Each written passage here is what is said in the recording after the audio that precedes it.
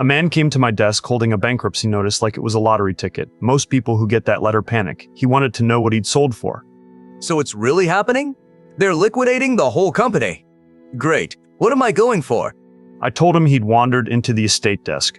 When a company dies, a clerk like me lists everything it owned and sells it off to pay the debts. He wasn't here to collect anything. He was on the list. Wait, I'm the asset?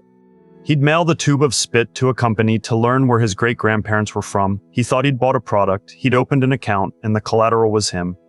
About 15 million people made the same deposit. Their names, their health answers, and a full readout of their DNA, all sitting in one vault. Most of them ticked a box letting the company use that DNA for research. Roughly 80% said yes. Research. So I'm basically funding science. Years earlier, a drug company had paid $300 million just for access to that pile of DNA. Your genome was on somebody's balance sheet long before the bankruptcy. So I'm basically a co-founder. Where's my cap table? The fine print promised the data would be de-identified, but a genome is the one file that is, definitionally, you. Peel your name off it and it still spells your name. So my name's on it forever. Iconic. This company had been a Silicon Valley darling, valued in the billions, a spit kit under every Christmas tree. None of that survives a bankruptcy. The DNA does. Then the company ran out of money and filed for bankruptcy. In a bankruptcy, customer data is an asset, same as a desk or a delivery van. It goes on the table to be sold. There's a rule that's supposed to protect personal information in these sales. Social security numbers, credit cards. It was written before anyone dreamed of selling a genome, so it never mentions one. The court even appointed a privacy referee to oversee the sale. He oversaw it. There have to be rules, though. Somebody has to ask me first. More than 24 states argued exactly that in court, that your DNA is too personal to sell without a yes. The sale went through anyway. Because at an estate sale, the highest bidder wins. A pharmaceutical company opened at $256 million for the whole lot of you.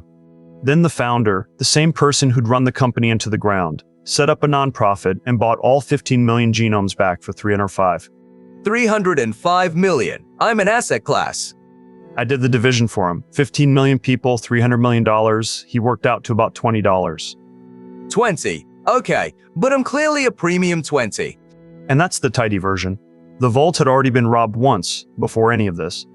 Back in 2023, strangers walked into roughly 7 million accounts, about half the customers, just by guessing passwords people had reused from other sites. 7 million people looked at me? I can't crack 7,000 followers. The company's first move was to point out that the customers had reused their passwords, as if the people whose DNA leaked were the ones who'd been careless. They didn't just look. They sorted people by ancestry and sold the lists. Jewish heritage, Chinese heritage, on the dark web. The dark web? Do you have any idea how hard it is to trend that? Here's the part that doesn't wash off. You can change a stolen password. You cannot change your genome. Once it's out, and it just keeps getting copied. So I'm permanent. Permanent. It was the only word all day he actually liked.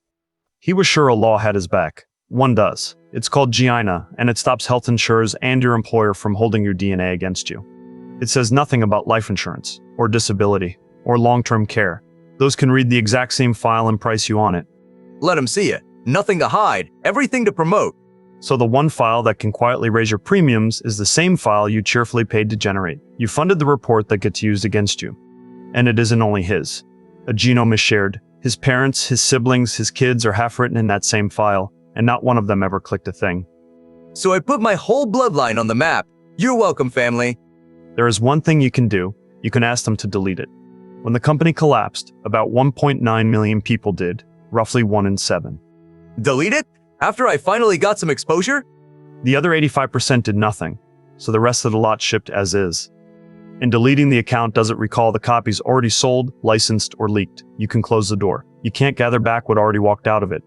He asked if he could at least sell it himself next time. I told him the market already exists. The buying, the bidding, the $300 million. He's just never been on the receiving end of it. So how do I get on that side of the table? That's what I told him about his little tube of spit. He didn't buy a test. You open an account you can't close, secured by the one asset you can never reissue. Honestly, best $20 I ever made. Subscribe. It costs you nothing, and it's the one account here you can actually close the second you're done with it.